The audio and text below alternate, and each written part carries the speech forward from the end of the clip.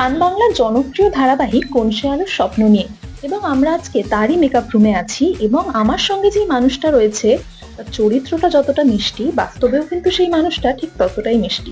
সঙ্গে রয়েছে পায়েল দে। প্রথমেই বলো পায়েল দি, কেমন আছো? এই সাজটা কেন? আলোর যে একটা সাবেকি সাজ, সেটা থেকে এই সাবেকি সাজে রূপান্তরিত হওয়ার কারণ? এই সাজে রূপান্তরিত হওয়ার কারণে একটা বিশেষ কারণ রয়েছে। আজকে একটা প্রোমো শুট হচ্ছে, যেটা রাত্রি 12টা অবধি হবে। দুটো ফেজ এই প্রোমোটাতে দেখানো হচ্ছে। একটা আলো যেরকম ভাবে সচরাচর সেজে থাকে সেই সাজটা, আর এই সাজটা, এটা আমার খুব প্রিয় সাজ, কারণ এটা সাদা শাড়ি লাল পাড়। এখনো সবাই জেনে গেছে যে এটা আমার খুব মানে প্রিয় একটা সাজ। সাদা শাড়ি লাল পাড়, তার সাথে ছোট্ট একটা টিপ পরবো, একটু কাজল পরবো।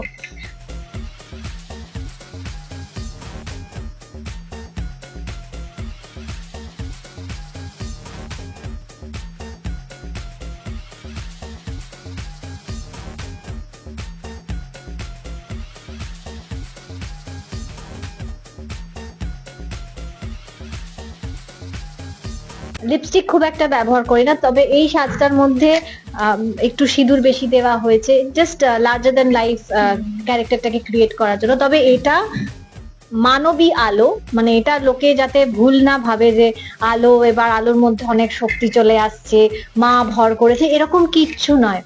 জাস্ট দ্যাট আলোর জীবনে একটা নতুন অধ্যায় শুরু হচ্ছে, এবং সেটা খুবই ইন্টারেস্টিং।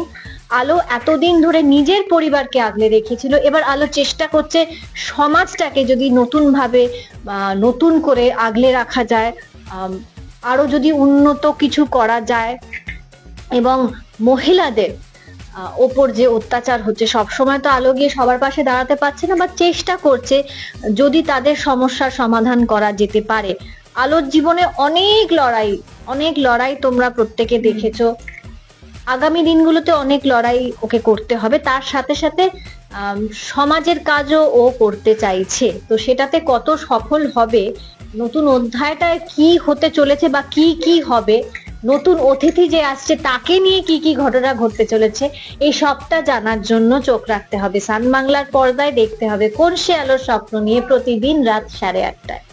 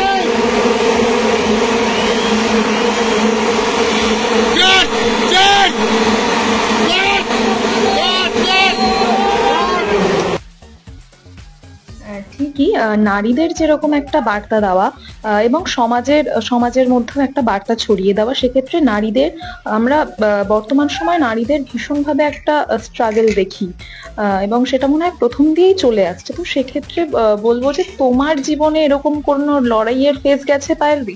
দেখো, সবার জীবনেই একটা লড়াই থাকে। আমরা যারা শিল্পীরা প্রতিনিয়ত লড়াই করি একটা ভালো কাজের জন্য, একটা ভালো সময়ের জন্য। এখন আমাদের লড়াই করতে হচ্ছে টিকে থাকার লড়াই।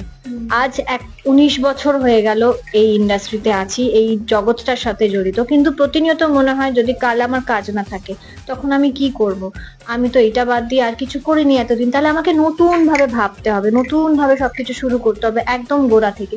তো এই লড়াইটা আমাদের প্রত্যেকের আছে। মানে হয়তো তুমি যে রিপোর্টিং করছো, আজ একটা কিছু ঘটলো, তোমার মনে হলো যে কোম্পানি থেকে তোমাকে ছাঁটাই করছে, এরপর তোমাকে ভাবতে হবে তুমি কি করবে। তো লড়াইটা শুধু আমার তোমার না, মোটামুটি সবার মধ্যেই এখন একটা লড়াই চলে যে আমি মানে লাইফে কিভাবে এগোবো বা কিভাবে উন্নতি করব। ঠিক একদম। আর এই যে তোমার সাজটা, এইটা দিয়ে কি অতীতের কোনো স্মৃতিচারণ কি আবার মনে পড়ে যায়? হ্যাঁ মানে সাজে তো অনেক ফিল আছে, শুধু তখন গয়নাগুলো আরো ভারী হতো, এখন সেটা মডিফাইড হয়ে হয়ে অনেক হালকা হয়ে গেছে, কিন্তু অনেক ভারী ভারী গয়না আগে পরতে হতো। সেগুলো স্পেশালি বানাতো, কিন্তু তারপরে আস্তে আস্তে সেটা কমতে কমতে এইটা এই মেটেরিয়ালে এসে দাঁড়িয়েছে। আমি জানি না মেটেরিয়ালটা কি বলে, তবে আগের থেকে অনেক গয়না হালকা হয়ে গেছে। মানে হালকার থেকে বড় কথা মানে আরো আর কি, মানে হালকা যতটা তার থেকে আরো গর্জাস বেশি লাগে। তো সেটা বাদ দিয়েও আর কি এই যে পুজো আচার মানে সেইটাতে বা ঠাকুরে কতটা বিশ্বাস করো, এবং যে একটা নেগেটিভ এনার্জি ভূত এইগুলোতে কতটা বিশ্বাস করো? আমি ভূতে বিশ্বাসী নই, আমি সারাক্ষণ যে পুজো আচ্ছা করি তাও নয়। আমার আমি ছোট থেকে যেটা বিশ্বাস করি বা এখনো যেটা প্রচন্ডভাবে বিশ্বাস করি, যে তুমি যদি পজিটিভ থাকো তাহলে তুমি, আর তুমি যদি হাসি খুশি থাকো তাহলে তুমি যদি ভালো থাকো তাহলে তোমার আশপাশটা তুমি ভালো রাখতে পারবে, পজিটিভ এনার্জি ছড়াতে পারবে। তো ঠাকুর দেবতার থেকেও আমার মনে হয়, ঠাকুর দেবতারা নিশ্চয়ই আছেন কোথাও না কোথাও, নলে তো এতটা পথ চলা কঠিন হয়ে যেত। তবে আমি সারাক্ষণ ধরে পুজো আচ্ছা একদম করি না, যদি এটা কেউ ভাবে তাহলে ভুল ভাবে। আমি অলওয়েজ বিলিভ করি পজিটিভ এনার্জিতে। একদমই। এবং ভীষণ গরম, তো সেক্ষেত্রে গরমের মধ্যে তোমার রুটিনটা কি থাকে? প্রচুর জল খেতে হয়, আমি পাকা পাকা কথা বলি, আমি খুব জল কম খাই, বাট জল খাওয়া উচিত। আমি বলবো যে 2 লিটার ইজ মিনিমাম যদি জল খেতে পারো। হাইড্রেটেড রাখতে হবে, বাইরে গেলে ছাতা নেওয়া, যেটা আমি করি না।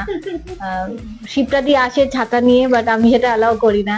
তো এরকম ঘটনা ঘটতে থাকে আমার জীবনে, বাট তোমরা এটা করো না। তোমরা বাইরে বেরোলে প্লিজ ছাতাটা ব্যবহার করো, প্রচুর জল খাও বাড়ি থেকে বেরোনোর আগে, এবং চেষ্টা করো যদি জলের বোতল ক্যারি করা যায়, বাইরে যদি জন্য প্রপার যদি জুস কর্নার থাকে জুস খাও, নিজেকে হাইড্রেট রাখো, তাহলে সুস্থ থাকবে এই গরম। একদমই। এবং এই ধারাবাহিকটা বেশ অনেকদিন ধরেই খুব সফলভাবে চলছে, এবং দর্শকদের কাছেও খুব ভালোভাবেই আর কি তারা গ্রহণ করছে ধারাবাহিকটাকে, যেহেতু একটা পারিবারিক ড্রামা। তো তোমার কেমন লাগে এই বিষয়টা? আমার ভালো লাগার বিষয় হচ্ছে আমার চরিত্র, আমার যারা টেকনিশিয়ানস আছেন বা যারা কো অ্যাক্টার্সরা আছেন, তারা প্রত্যেকে এত ভালো, এত মানে আদর আপ্যায়ন বা যত্ন করে রাখে, সেটা আমার কাছে বিশাল বড় পাওনা।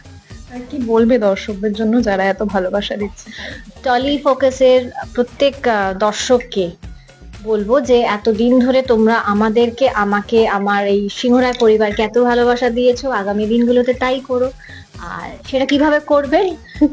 তুমি তো ওদের অনেক চিঠি লেখো, তোমরা ওদের অনেক চিঠি লেখো, মেল করো, টেক্সট করো, তার সাথে সাথে দেখতে থেকো।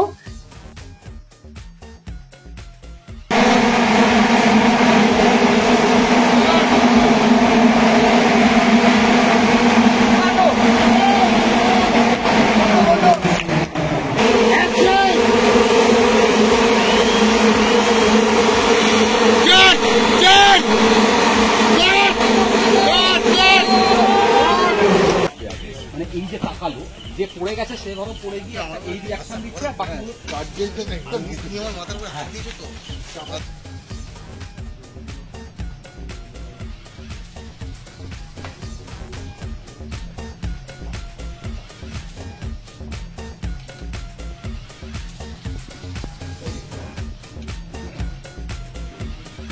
টলিউড ফোকাস কলকাতা চ্যানেলটি আপনাদের ভালো লেগে থাকলে লাইক করুন, সাবস্ক্রাইব করুন এবং আপনাদের পছন্দের ভিডিওটি অবশ্যই শেয়ার করুন।